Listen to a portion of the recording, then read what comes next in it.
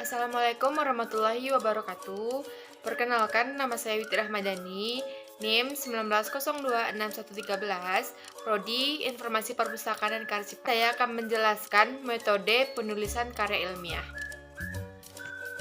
A. Perwajahan atau sampul karya tulis ilmiah yang merupakan tampilan keseluruhan karya tulis ilmiah yang bersangkutan, di mana pertama kali dilihat dari sebuah karya tulis ilmiah adalah wajah, kulit, sampul atau halaman judul karya tulis ilmiah yang bersangkutan. Maka dalam penataan sampul ini harus dilakukan dengan sedemikian rupa sehingga menjadi lebih menarik, seperti skripsi, tesis, disertasi, dan lain-lain untuk diseminarkan. Hal yang perlu diperhatikan sebagai berikut. 1. Pewarnaan dalam pemilihan warna sangat ditentukan oleh kebijakan selingkung di mana penulis karya tulis ilmiah tersebut belajar atau kuliah. Pada umumnya, warna sampul sebuah karya tulis ilmiah adalah berwarna yang polos, misalnya seperti hitam, kuning, ungu, orange, abu-abu, dan lain-lain. Kedua, penataan rumusan judul. Judul karya tulis ilmiah adalah bagian karya tulis ilmiah yang menginformasikan rumusan tentang persoalan atau isi yang ditulis. Yang ketiga, penggunaan lambang. Lambang yang dipakai pada sampul judul adalah lambang fakultas atau lambang universitas tempat penulis karya tulis ilmiah itu belajar. Yang keempat, jenis huruf. Jenis huruf yang dipakai pada umumnya menggunakan jenis huruf Times New Roman dengan ukuran fonts adalah 14. 5. Susunan baris. Rumusan judul. Sebuah judul karya tulis ilmiah dapat terdiri dari 2 atau 3 baris. Yang keenam, kelengkapan komponen sampul. Komponen sampul terdiri dari beberapa hal, yaitu adanya judul, jenis tulisan, identitas penulis, lambang lembaga, nama kota, dan tahun. Yang ketujuh, posisi pernyataan. Dibuat dalam bentuk lurus kanan penuh, lurus kiri penuh, atau seimbang di tengah. 8. Ketebalan tulisan. Pada umumnya, tulisan yang terdapat pada sampul dicetak dengan cetakan tebal atau bold. B. Sistematika penjenjangan tulisan. Penjenjangan atau jenjang karya tulis ilmiah dapat diartikan sebagai tingkatan urutan penguraian materi tulisan. Pada umumnya, sistem penjenjangan tersebut dimulai dari bab 1, 2, dan seterusnya dianggap sebagai jenjang pertama atau tingkat 1. Contoh dari sistematika penjenjangan ada pola lurus dan ada pola lekuk. C. Penggunaan kertas. Kertas yang dipakai untuk penulisan karya tulis ilmiah ada 2 jenis, yaitu kertas biasa HVS dan kertas continuous form. Namun ada juga yang menggunakan kertas khusus. Kertas HVS juga terdiri atas 2 ukuran, yaitu ukuran kuarto atau A4 dengan luas kertas 21 cm dikali 29,7 cm dan berat 70 atau 80 mg. Dan 2 ukuran folio dengan luas kertas 21,59 cm dikali 35,56 cm dan berat 70 atau 80 mg. Sementara itu, kertas continuous form yang digunakan adalah kertas dengan ukuran 9,5 sampai 11. Warna kertas yang digunakan adalah putih bersih, tidak berwarna kekuning-kuningan. Aturan-aturan umum luas kertas yang digunakan sebagai berikut. 1.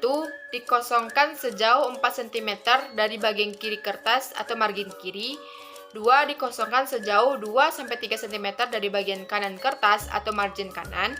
Yang ketiga, dikosongkan sejauh 3-4 cm dari bagian bawah kertas. Dan yang keempat, dikosongkan sejauh 3 cm dari bagian bawah kertas. D. Pengetikan. Pada umumnya, karya tulis ilmiah ditulis menggunakan mesin ketik atau komputer dan lainnya. Pengetikan karya tulis ilmiah tidak sama dengan pengetikan karya non-ilmiah. Di dalam pengetikan karya tulis ilmiah, hendaklah diperhatikan beberapa hal sebagai berikut. 1. Penggunaan jenis huruf. Yang kedua, penebalan ketikan. Yang ketiga, pemiringan ketikan. Yang keempat, penggunaan halaman ketikan. Yang kelima, pengetikan di awal jenjang. Keenam, pengetikan lampiran. Yang ketujuh, pengetikan ilustrasi. Dan yang terakhir, pengetikan petikan. E. Jarak spasi.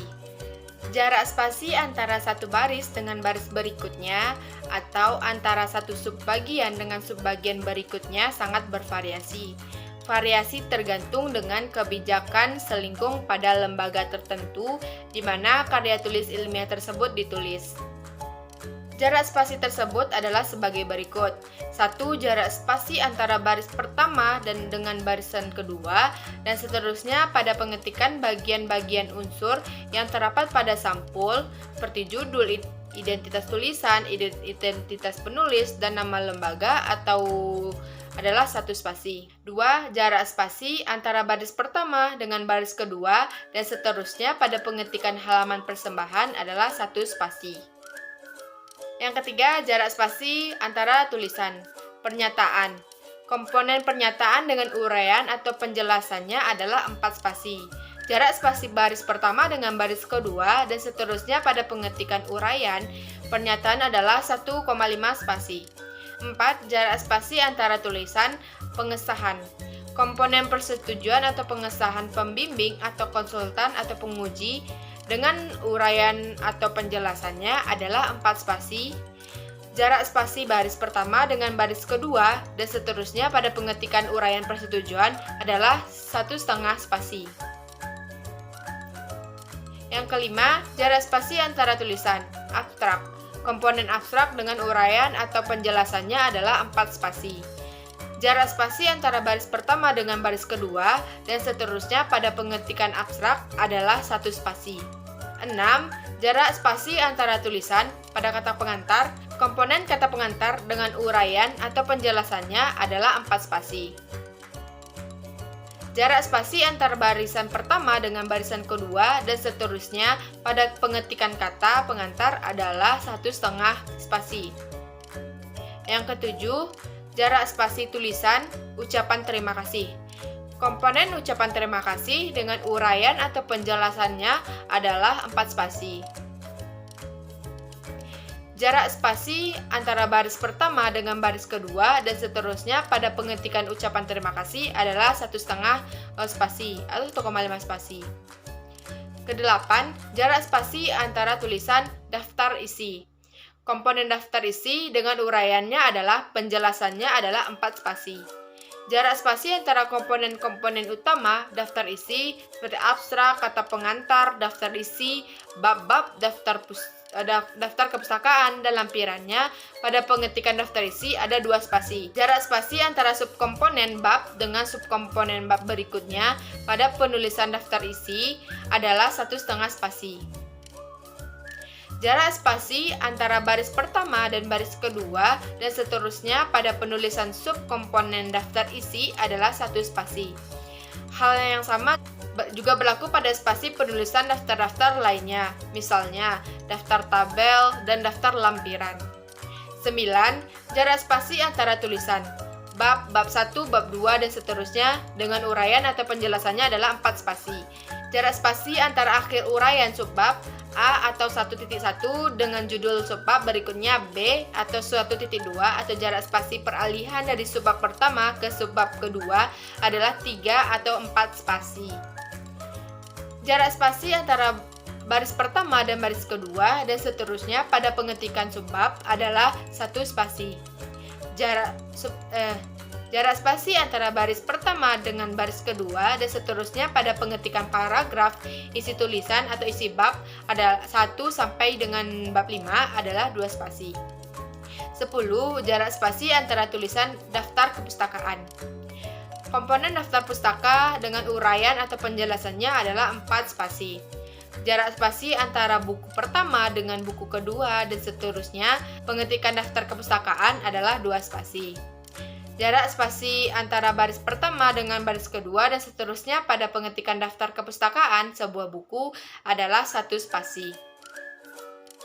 11. Jarak spasi baris pertama dengan baris kedua dan seterusnya pada penulisan kutipan langsung yang panjang adalah 1 spasi. Pengetikan langsung yang panjang dibuat pada tempat khusus, yaitu dijorokkan ke dalam sejauh 7 ketukan atau disejajarkan dengan penulisan awal paragraf. 12. Jarak spasi isi lampiran adalah 1 spasi atau 1,5 spasi. 13. Jarak spasi pada keterangan tabel, keterangan bagan, keterangan gambar, dan keterangan yang lainnya adalah 1 spasi. 14. Jarak spasi antara nomor halaman dengan uraian sebelumnya jika nomor tersebut diletakkan di bagian bawah, atau uraian sesudahnya jika nomor tersebut diletakkan pada bagian kanan atas adalah 2 spasi.